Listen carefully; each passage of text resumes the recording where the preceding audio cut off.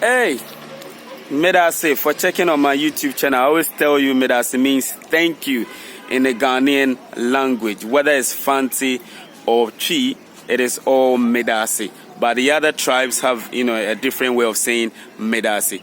Anyway, thank you for checking me out today. I appreciate you guys following, subscribing to my YouTube channel. I'm just praying that we get to 6,000 or 7,000 subscribers pretty soon. I'll be happy if you share this video and you let your brothers and sisters know about my YouTube channel, which is Bridging Africans in the Diaspora to Africans on the Motherland. So today my video is just simple. So I managed to connect with brothers and sisters in the Caribbean, all right? So they are in St. Vincent, an island in the Caribbean. So we talked about Pan-Africanism. The news was when they heard about the year of return, where the president of Ghana, went to Barbados and then, made that announcement that the door is open for brothers and sisters in the Caribbean, African brothers and sisters in the Caribbean, to come home and connect with the motherland. So I spoke to Amma and a couple of men in St. Vincent who shared their opinion on this Pan-Africanism and why Africans must come together to push and to develop Africa to the next level. So I want you to enjoy this video. And hey, this is Africa. You can see the buildings are just awesome. All right, so enjoy this video and make sure you subscribe to my YouTube channel. Come follow me to a secret place where only the moon. Brother, Pan-Africanism, that's the solidarity, the cooperation, the integration and interaction of black peoples worldwide. Africa, Asia, Latin America, wherever there are black people. Pan-Africanism as a concept would always be in my hearts and the hearts of black people who understand that if Africa is not liberated, Africa is not free, the Caribbean cannot be free. Although in different parts of the world, the struggle is different. In the Caribbean, we do not have that direct connection of racism, although racism exists in various forms. So people see it more as a class struggle between the haves and the have-not. Pan-Africanism could help to bridge the gap between the technology that is offered in the West, technology that is done in Africa, like smartphones and electric cars are done in Rwanda. Other environmental projects are done in building dams and planting trees. Pan-Africanism could give our people that sense of pride and dignity of black people and our purpose in life.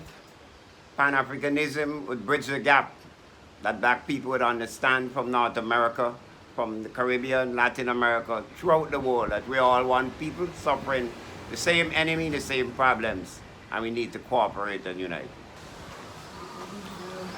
Hi, it's Amma here again in the beautiful island of St. Vincent and the Grenadines, where I was born.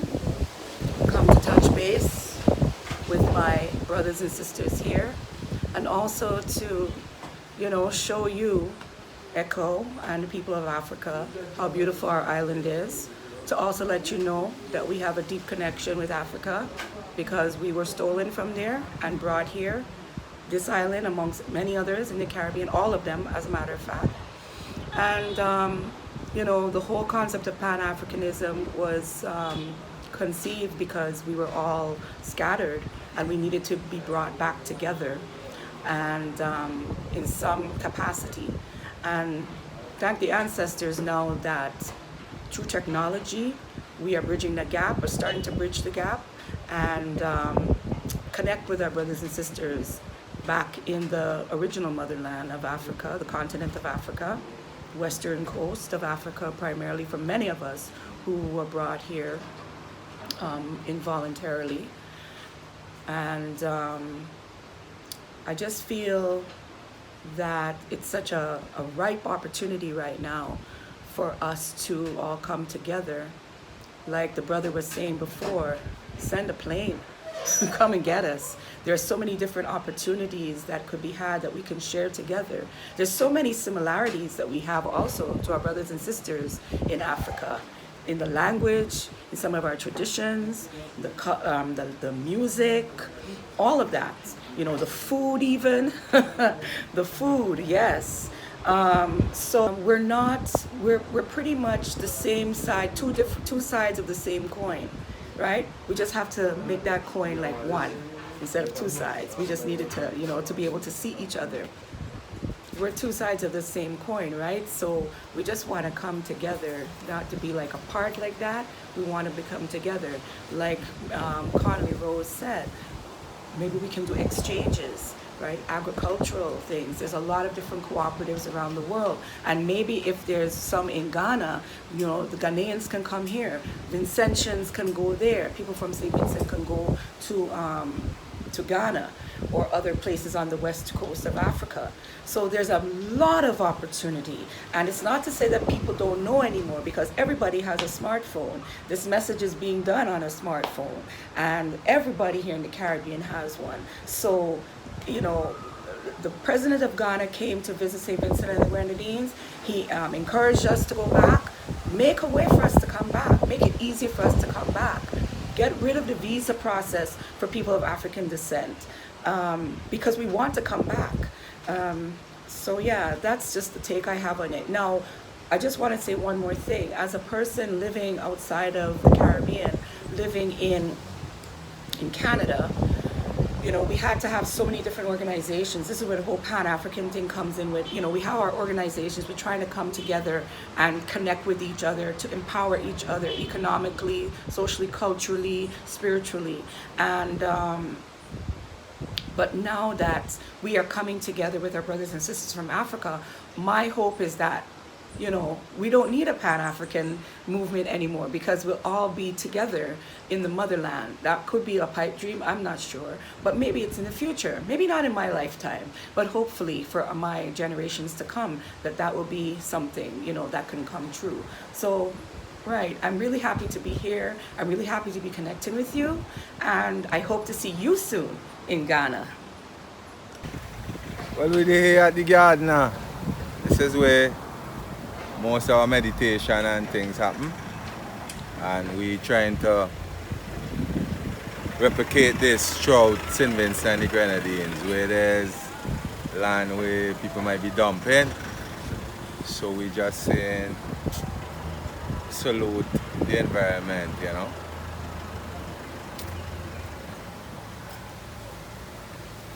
Riverbank Gardens, outside of the Botanic Gardens, the only green space in Kingston, the most environmentally healthy and friendly gardens. We small, but we tallow. Yeah, well, from a Rastafari point of view, we always say in terms of African home and abroad. So in the region, in the Caribbean, we always push the whole importance of linking with Africa and repatriation. As you say, sometimes now, it was early on in Ethiopia, certain lands were available, but in terms of getting back there and putting things in place was, we say, difficult. Now this whole encouragement by Ghana now of the year of return has spurred in the Caribbean, and as I say, the visit of the president actually visiting and encouraging people in the Caribbean to visit Ghana. I said, I know of a sister in St. Vincent who went with the Barbados delegation to Ghana, and when she came back, she gave a report in terms of a visit and where she went and what she saw and that kind of thing.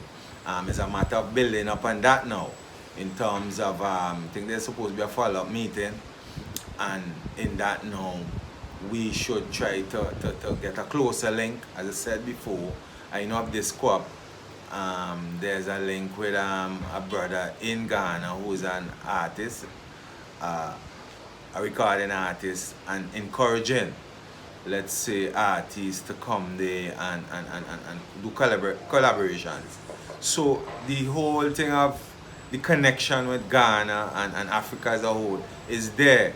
But as I say, the resources to visit is one of the things in terms of sometimes the route that you have to follow in terms of a space is always a kind of winding one.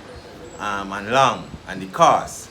So if there could be a reduction in the cost, as I saying, a big plane coming to the Caribbean, we could promote that, and we have a visit exchange, be it, as I say, in planting trees, and from an environmental point of view, from a technological point of view. We have a lot of smartphones in the Caribbean. We're using it now, as it is done in Africa, to transmit funds, pay for different things. We usually more do it for data and talking, but to use it in a financial way of money transfer.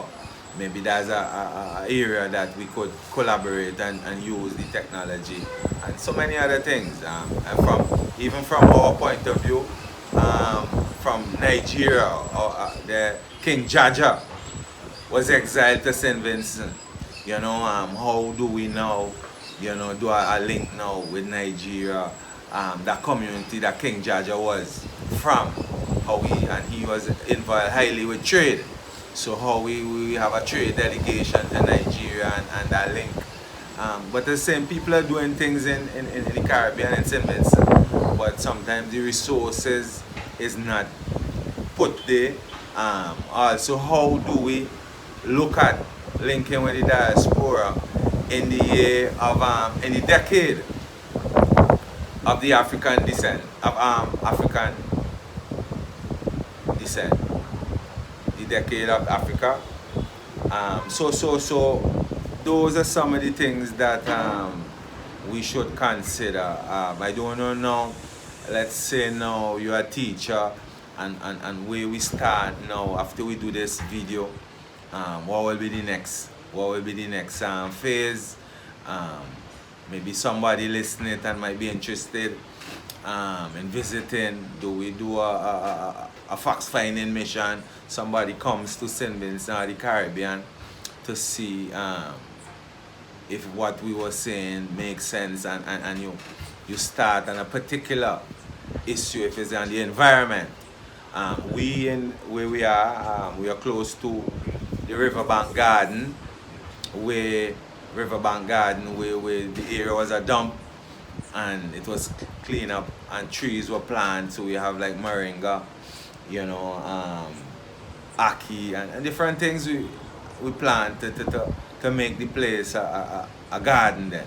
So maybe do we share that? Do we look at that kind of possibilities? But there's a lot of options. I mean, people in the Caribbean are always talking about Pan-Africanism, but maybe we need to start with a specific issue, an exchange of young people, women, whatever, a team we might come up with to start. But welcome this connection with Sherry and her visit, and hope that this is the beginning of plenty things to happen.